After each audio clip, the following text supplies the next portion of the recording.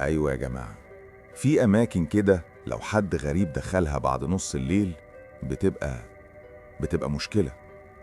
مشكلة كبيرة قوي، لأنها أصلا مش لينا، دول هم اللي عايشين فيها، وإحنا يا عيني الضيوف اللي مش مرغوب فيهم خالص. اسمي سيد، كنت عايش طول عمري في حي قديم قوي، عارفه شبر شبر، بس عمري ما شفت الحاجات دي من غير الغطا. يعني هم دايما مستخبيين ورا حيطان طين وخرايب وبيوت مهجورة. ده شغلي بقى، أنا بتاع الدوا وبس، بلف في الحواري دي بالليل، ما بخافش، أو كنت فاكر كده. المهم، أنا سيد، ومحدش يعرف أكتر من كده عني، ومش مهم تعرف، المهم تسمع. بس قبل أي حاجة، ياريت لو القصة عجبتكم تعملوا لايك، بجد ده بيفرق معايا قوي، وقولوا لي رأيكم في التعليقات عشان بتشجعوني أكمل. ولو انتوا جداد هنا، ما تنسوش تشتركوا في القناة وتفعلوا الجرس عشان يوصلكم كل جديد. يلا بينا نبدأ.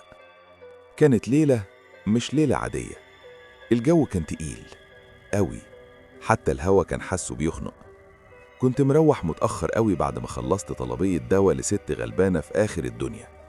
الساعة كانت داخلة على 2 بالليل، الضلمة كحل لدرجة إنك مش شايف صوابع إيدي، بس أنا متعود وعارف الطريق كويس، فمشيت عادي في الأول. كنت بمر جنب سور قديم قوي، سور لمقابر قديمة بس الناس خلاص بطلت تدفن فيها، سور متهالك وواقع من كذا حتة، ومن وراه مفيش غير تراب وخرابات مهدودة. كنت بحاول ما تلفتش حواليا كتير، بس عيني غصب عني وقعت على القمر. كان قمر غريب قوي، كامل قوي ومنور بزيادة، حاسس إنه باصص عليا بيراقبني.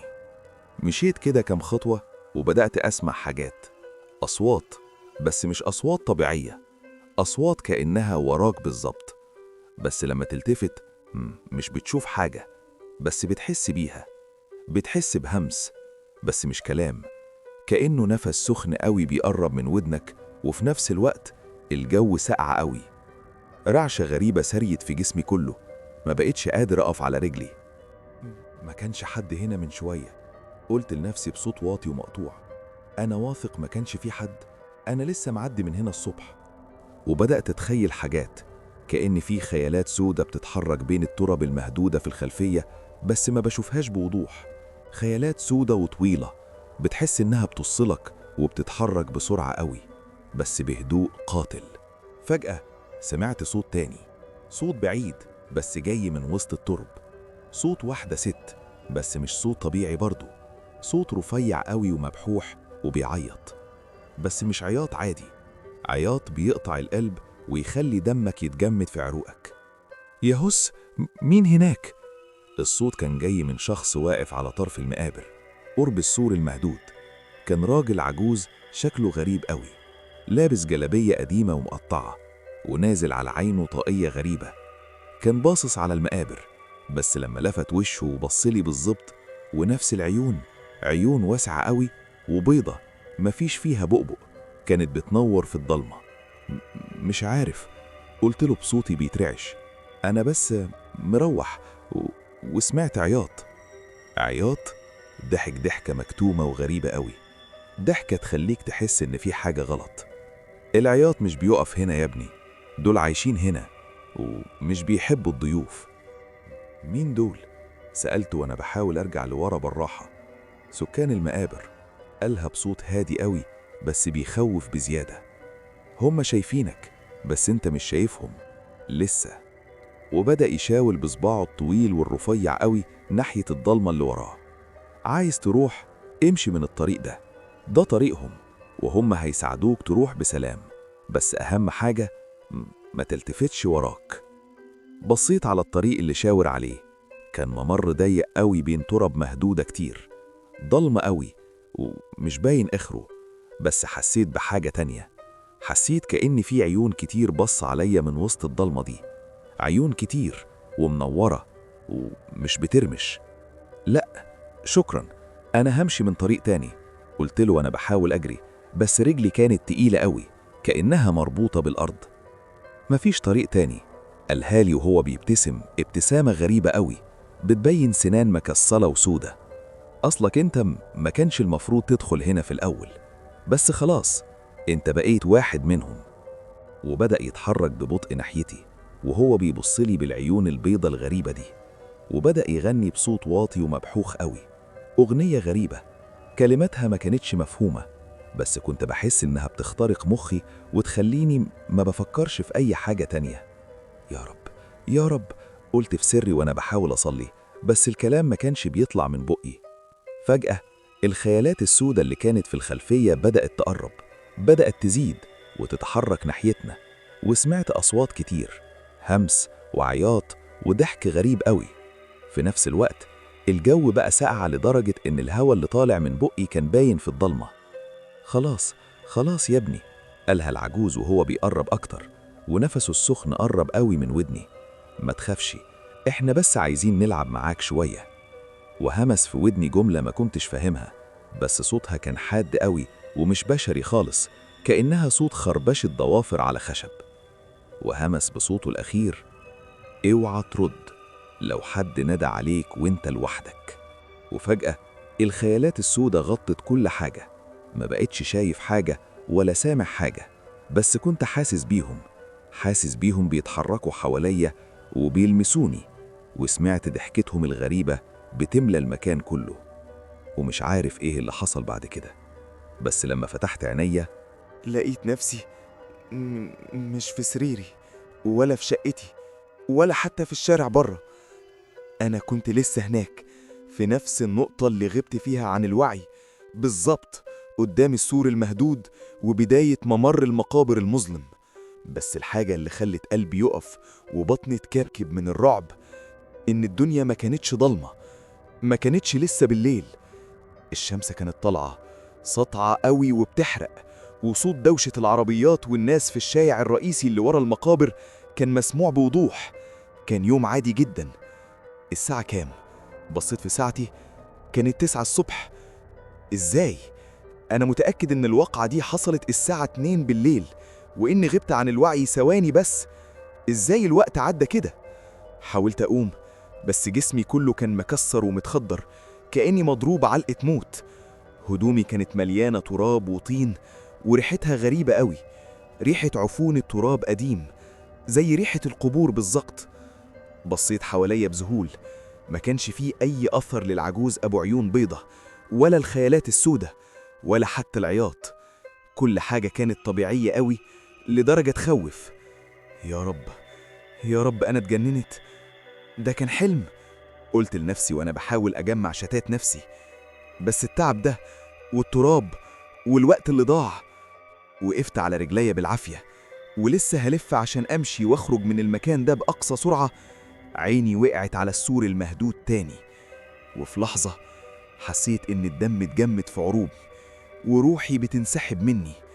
على الحيطة الطين القديمة جنب الفتحة بالظبط كان في حاجة مكتوبة، مش مكتوبة بالطباشير ولا الدهان، كانت محفورة ضوافر، محفورة بعمق في الطين الناشف، وبقع دم صغيرة لسه طرية حواليها.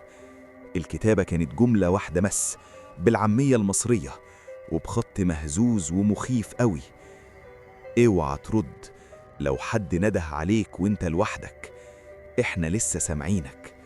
وفي نفس اللحظة الهوا الساقع اللي ما كانش موجود من ثانية رجع تاني ولف حواليا، وسمعت الهمس المبحوث والرفيع إياه كأنه جاي من تحت الأرض: سيد. الهوا بقى تقيل قوي لدرجة إن نفسي بدأ يضيق ورجليا ما كانتش قادرة تشيلني. الخرابات المهدودة حواليا بدأت تتهز وتتشكل، وبدأت أشوف خيالات سودة وطويلة بتتحرك بسرعة بين التراب. بس المرة دي الشمس كانت لسه طالعة، وهم كانوا باينين بوضوح أكتر. الخيالات ما كانتش بس سودة، كانت مشوهة بأطراف طويلة قوي ورفيعة، ملهاش وشوش، بس في فتحات سودة مكان العيون والبق. وبدأوا يقربوا ببطء، وسمعت صوت جماعي، صوت آلاف الحناجر المبحوحة بتقول جملة واحدة بس: انت واحد مننا. حاولت أصرخ بس ما طلعش أي صوت. حاولت أجري بس ما كنتش بقدر أتحرك. كنت محبوس في مكاني، وهم بيقربوا وبيقربوا، لدرجة إني بدأت أشم ريحتهم، ريحة الموت والتراب والتعفن. وفجأة كل حاجة اسودت تاني، وسمعت الصوت الأخير للعجوز وهو بيضحك ضحكة مكتومة ومرعبة قوي. النهاية مش بالسهولة دي يا سيد، لسه فيه كتير. ولما فتحت عيني المرة دي لقيت نفسي نايم في سريري في شقتي. النور كان واصل من الشباك بصعوبة، والجو مش مشمس بس كئيب. حلم؟ كان كل ده حلم؟ قعدت على السرير وأنا بنهج، نفسي سريع قوي وصدري بيترج، عرقان غرقان، جسمي كله بيترعش. حاولت أهدي نفسي. الحمد لله، الحمد لله، كان كابوس تقيل قوي. بصيت حواليا، أوضتي العادية، كراكبها، ريحتها المألوفة، كل حاجة تمام. قمت بالعافية من على السرير، رجلي كانت لسه تقيلة وبتخني. مشيت ناحية الحمام عشان أغسل وشي وأفوق. فتحت الحنفية، المية كانت ساقعة قوي، نزلت على وشي زي التلج. وهنا بصيت في المراية، وشي ما كانش وشي، كان شاحب قوي، مصفر، وعيوني فيها هالات سودة غويطة. بس مش ده اللي رعبني. اللي رعبني إن عيوني كانت مفتوحة قوي، مفتوحة بزيادة، وكأنها ما فيهاش بؤبؤ، كانت بيضة خالص. صرخت صرخة مكتومة ومقطوعة، ورجعت لورا بسرعة، خبطت في الباب. لا لا لا، ده مش حقيقي. قعدت على الأرض وأنا بتهته وببص في المراية تاني برعب. عيوني رجعت طبيعية، اسود فابيض، بس نظرتها ما كانتش نظرتي، كانت نظرة خبيثة ومرعبة. وفجأة سمعت الصوت الرفيع والمبحوح إياه جاي من ورايا، من جوه البانيو. يا هس، مين هناك؟ التفت بسرعة، ما كانش في حد، البانيو فاضي والستارة مفتوحة. أنا بتجنن، أنا أكيد بتجنن. خرجت من الحمام وأنا بجري، دخلت الصالة، مفيش حد. دخلت المطبخ، مفيش حد، كل حاجة هادية، هدوء قاتل. رجعت الأوضة تاني وقعدت على السرير، بحاول أهدى، بحاول أفكر. الساعة كانت 10 الصبح، المفروض أروح الشغل، المفروض أنزل، بس ما كنتش قادر أتحرك. فجأة تليفوني رن، نمرة غريبة مش متسجلة عندي. رديت وصوتي بيرعش. أيوة، سيد. الصوت كان هو بالظبط، العجوزة بعيون بيضة، بس المرة دي ما كانش همس، كان صوت واضح قوي وقريب قوي، كأنه واقف جنبي. مين؟ سألته وأنا ببص حواليا برعب. إحنا مستنيينك يا سيد، قالها بصوت هادي ومرعب قوي. ما تتأخرش عليا. على إيه؟ على اللعبة. ضحك ضحكة مكتومة ومرعبة قوي. اوعى ترد لو حد نده عليك وانت لوحدك، وانت مش لوحدك دلوقتي. السكة قطعت، التليفون بقى صامت، بس أنا ما كنتش صامت، كنت بصرخ من غير صوت. كنت حاسس بيهم حواليا، حاسس بلمستهم الباردة وريحتهم العفنة. بصيت على الشباك، الخيالات السودة كانت بدأت تتشكل على الأزاز، كانت بتبصلي وبتبتسم ابتسامات واسعة ومرعبة قوي. وفجأة الباب اتفتح ببطء، وسمعت الصوت الأخير للعجوز وهو واقف على العتبة. النهاية مش بالسهولة دي يا سيد، لسه في كتير، وما تنساش انت بقيت واحد مننا. ولما فتحت عيني المرة دي لقيت نفسي واقف في نص المقابر في الضلمة، والشمس مش طالعة، والخيالات السودة محوطاني وهي بتضحك بصوت عالي ومرعب. وانا ما كنتش لابس هدومي، كنت لابس جلابية قديمة ومتقطعة، ونازل على عينيا طاقية غريبة. ولما بصيت في ايدي لقيتها طويلة قوي ورفيعة، وصباع الإبهام كان محفور فيه بضوافري.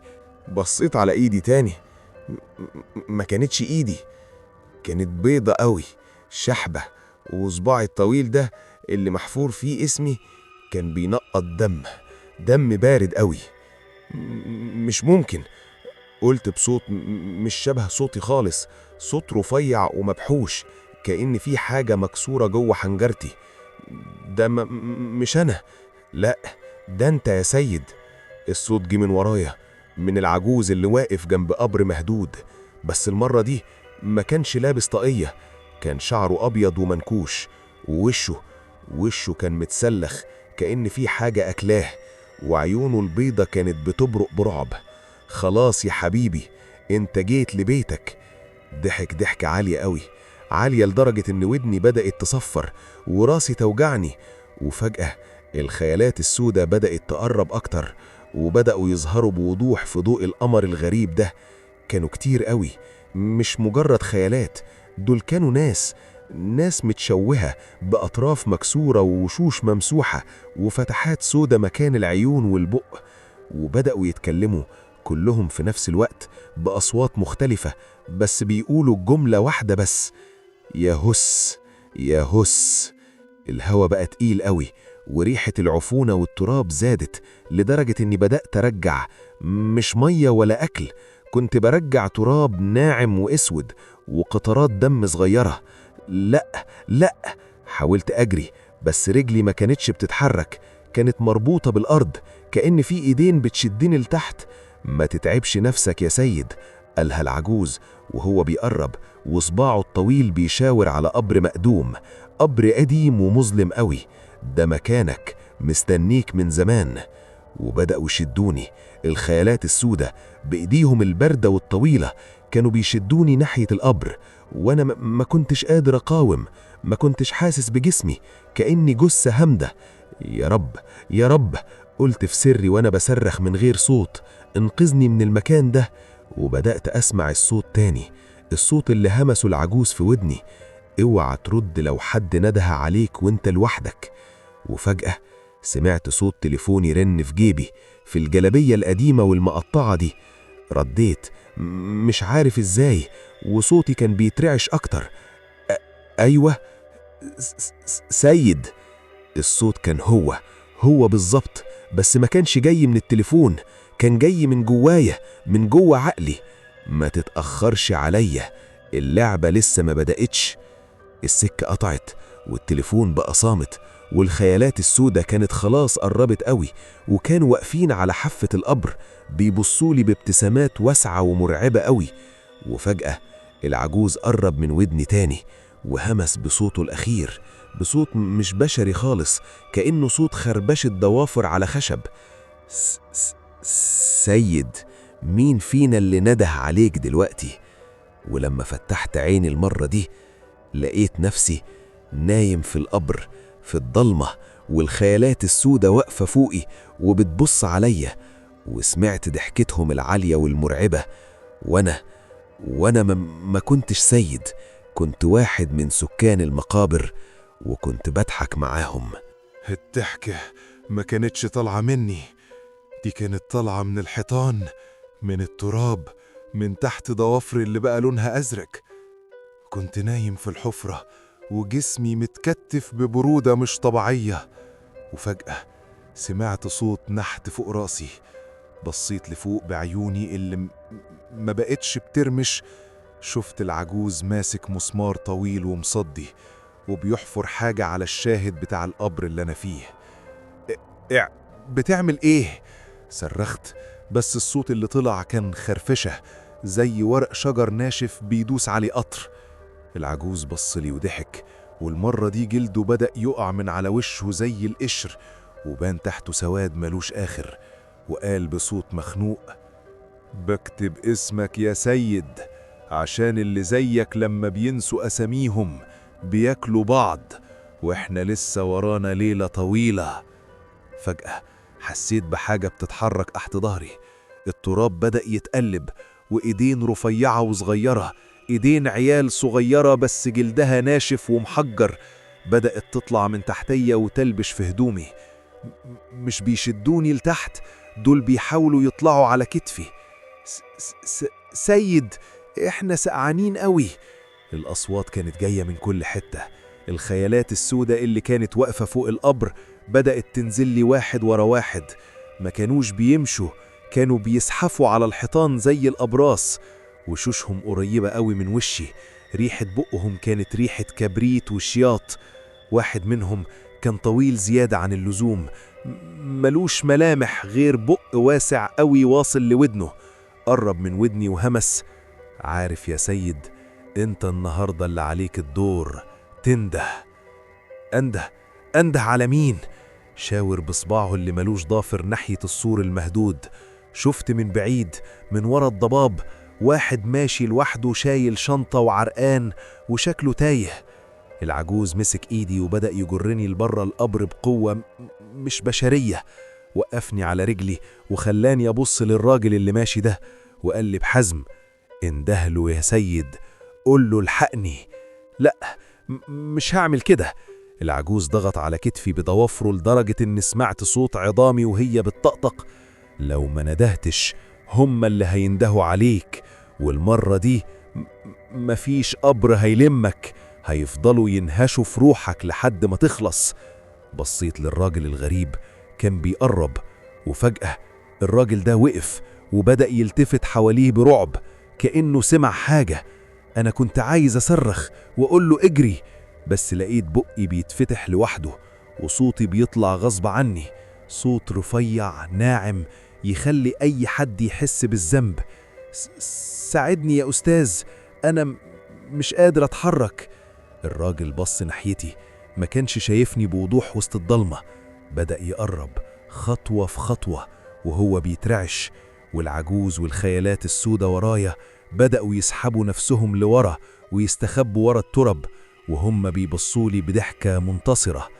الراجل وصل لحد السور المهدود وبص في عيني بالظبط، وشه اتخطف وجسمه اتصلب. سيد، الراجل قالها بذهول. أنا اتجمدت. الراجل ده ما كانش غريب، الراجل ده أنا بالظبط، بنفس لبس القديم، بنفس الشنطة، بنفس ملامحي قبل ما أبقى كده. بصيت للعجوز برعب، لقيته بيختفي وهو بيقول لي جملته الأخيرة اللي خلت عقلي يطير: الدايرة ما بيتقفلش يا سيد، انت بتنده على نفسك عشان تفضل هنا للأبد. وفجأة أنا التاني مد إيده عشان يلمسني، وفي اللحظة اللي صوابعه لمست جلدي البارد سمعت صرخة مكتومة جاية من تحت الأرض، والتراب بدأ يبلعنا إحنا الاتنين. ولما فتحت عيوني المرة دي لقيت نفسي واقف ورا السور وببص على واحد تاني لسه داخل المقابر، ونفسي بدأ يتقطع وأنا بجهز نفسي عشان اندهله. تفتكروا الدور على مين المرة الجاية؟ وهل اللي بيكلمكم دلوقتي هو اللي انده ولا اللي اندهله؟